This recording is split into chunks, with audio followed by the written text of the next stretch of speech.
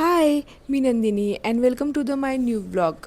तर आता मी ठरवलं आहे थोडंसं काही लवकर उठायचं, कारण टिफिन तयार करणं, फ्रूट्स कट करून सगळं रेडी करायला वेळ लागतो.